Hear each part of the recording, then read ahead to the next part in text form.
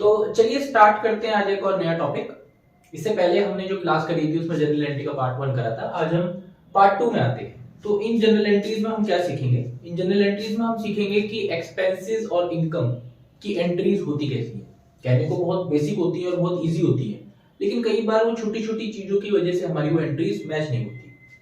तो चलो सबसे पहले यहाँ पे पहली एंट्री पढ़ते हैं, जिसके बारे में लिखा है Nitin invested 500 cash in the business. Nitin ने 500 रुपए अपने बिजनेस में इन्वेस्ट करे। अब इसे दो चीजों की वे में देखेंगे। जब भी हमारा पैसा जाता है तो हम पैसे को क्रेडिट करते हैं, जब भी हमारा पैसा आता है हम उसे डेबिट करते हैं जनरल एंट्री में। अब यहाँ पे नितिन ने इन्वेस्ट करा है 500 रुपए कैश, तो इसका मतलब उसका पैसा गया, लेकिन उसने पैसा अपने बिजनेस में इन्वेस्ट करा है। तो बिजनेस में इन्वेस्ट किया है, इसका मतलब ये सोच के किया होगा कि वो पैसा ग्रो करेगा, खर्चा नहीं माना जाता है इसे। तो ये एंट्री कैसी बनती है? Cash account to capital. तो एंट्री क्या पास होगी? Cash account to capital. Capital क्या होती है? आपकी पूंजी। जब भी आप अपना पैसा बिजनेस में लगाते हो उस पैसे को हम क्या कहते हैं? कैपिटल। 500 के अमाउंट। ओके, सेकंड है राम विड्रॉल कैश 200 रुपए for the personal use. Ram ने पैसा विड्रॉल करा, तो इसका मतलब पैसा कम हुआ। पैसा जब भी कम होता है तो क्या होता है? क्रेडिट होता है, हमें पता है ऑब्वियसली। तो चलो टू कैश कितना? 200 रुपए। अब सवाल ये है कि डेबिट क्या होगा। एक चीज और हम समझ लेते हैं, जब भी कोई चीज पर्सनल यूज के लिए यूज की जाए, जब भी पैसा पर्सनल यूज के लिए इस्तेमाल किया जाए, तो वहां पे एक एडजेक्टिव आता है जिसको हम बोलते हैं ड्रॉइंग्स। तो ड्रॉइंग अकाउंट डेबिट 200 रुपए to cash. Okay, then next आते हैं पेड रेंट 2000। हमने 2000 रुपए का खर्चा किया, इसका मतलब जो हमारा कैश था वो चला गया। कैश कम हुआ तो क्या करते हैं? क्रेडिट करते हैं। किस फॉर्म में गया जी? रेंट की फॉर्म में गया। तो रेंट अकाउंट डेबिट, रेंट खर्चा है हमारा, टू कैश। कैश जब भी जाता है क्रेडिट होता है, जब आता है डेबिट होता है। 2000 एंड 2000। पेड सैलरी 5000 रुपए। हमने सैलरी पेड करी तो जेब से पैसा गया। जब भी पैसा जाएगा तो कैश। किस फॉर्म में गया जी? Salary account debit. कितना? 5000 रुपए and 5000 rupees. Okay, cash deposit into bank. आपकी जेब में पैसा था, वो पैसा आपने बैंक में डाल दिया। कहने को तो वो पैसा हमारा ही है, लेकिन पैसा जा चुका है जेब से, ठीक है। तो पैसा जब भी जाता है क्या करते हैं? To cash. और कहां गया है? बैंक में गया है, तो बैंक को क्या करेंगे? डेबिट। यस, कितने से? 2000 रुपए से।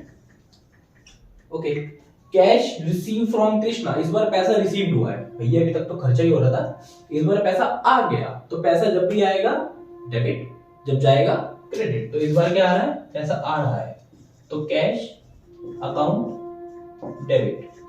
किससे आ रहा है जी? कृष्णा से आ रहा है, तो उस पर्सन का नाम 1500 एंड 1500। ओके, देन यहां पे आते हैं पेड कैश टू श्याम। इस बार पैसा जो है वो श्याम को दिया गया है, तो पैसा चला गया। तो टू कैश कितना? 1800 to Shyam. Shyam account debit 1800। Okay, then next पे आते हैं paid interest on loan. Interest on loan को आपने पेड करा है, आपको किसी की किस्त चुकानी थी जिस पर आपने इंटरेस्ट पेड करना था, उसका आपने पेड करा है, तो कैश गया। तो टू कैश 1900। किस नाम से गया? Interest on loan account debit 1900। फिर से एक रूल समझ लेते हैं, जब भी पैसा आएगा डेबिट होगा, जब भी पैसा जाएगा क्रेडिट होगा।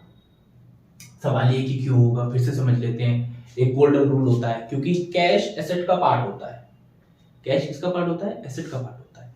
और एसेट का एक रूल होता है कि वो जब भी बढ़ता है वो डेबिट होता है, जब भी घटता है तो क्रेडिट होता है। अब क्योंकि कैश भी एसेट का ही पार्ट है, इसलिए वो जब भी बढ़ता है तो डेबिट हो जाता है, ये ना, और जब भी वो घटता है तो क्रेडिट हो जाता है। Simple as that. Okay, then last में आते हैं 9th वाली में, विड्रॉल फ्रॉम बैंक। इस बार बैंक से पैसा निकाला गया है और कैश आपके हाथ में आ गया। जब भी हम बैंक में जाते हैं और पैसा वहां से निकालते हैं तो एक रिसिप्ट देते हैं बैंक को, और बैंक वाला हमें कैश पकड़ा देता है, तो इसका मतलब पैसा आ गया।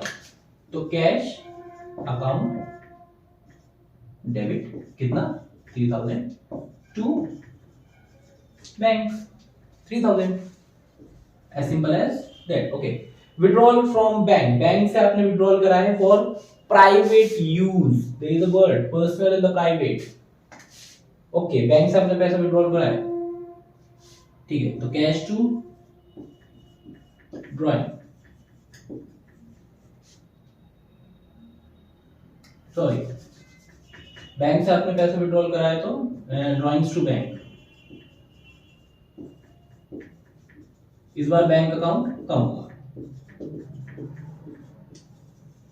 ओके, देन नेक्स्ट पे आते हैं, paid for installation machinery, machinery पे 2500 रुपए का खर्चा कर दिया। जब भी मशीनरी पे खर्चा किया जाता है तो उसके नाम से उसे डिनोट किया जाता है, ना कि उसके खर्चे से, क्योंकि मशीनरी एक एसेट है और जब भी कोई एसेट आती है तो हमें उसको इंपॉर्टेंस देनी पड़ती है, सिंपल। तो मशीनरी आ गई तो भैया मशीनरी को हमें इंपॉर्टेंस देनी पड़ेगी, बड़ी चीज होती है वैसे भी, दबा देगी वरना, ठीक है ना। टू क्या हुआ है, खर्चा हुआ है, टू कैश कितना 2500। ओके, पेड सूर्य, सूर्य को पेड किया गया है, किससे किया गया है, बाय चेक, कितना 8000 रुपए, ठीक है भैया। तो भाई सूर्य भाई आप पैसे ले जाओ, सूर्य अकाउंट डेबिट कितना 8000। टू किससे किया गया, चेक से, चेक से किया गया तो क्या आएगा, बैंक आएगा। अगर कैश होता तो यहाँ पे कैश लिखा होता, क्योंकि यहाँ पे चेक लिखा है तो चेक आया, ठीक है। सवाल ये है कि सूर्य को डेबिट, क्योंकि एक रूल है debit the receiver credit the giver, तो डेबिट द रिसीवर, इसलिए ही जब भी अमाउंट को रिसीव करता है उस बंदे का नाम डेबिट हो जाता है, debit the receiver credit the giver, यहाँ बंदा दे रहा है। इसी प्रकार से ये बेसिक्स एंट्रीज हैं जो हमें समझना है और इसी के बेस पर एडवांस लेवल की एंट्रीज को कर पाएंगे, क्योंकि बेसिक क्लियर होगा तो एडवांस पे हम पहुंच पाएंगे। और डे 2 था, डे 3 में हम थोड़ी कंपाउंडिंग एंट्री सीखेंगे और उस पे 3 एंट्री को करके आगे सॉल्व करेंगे।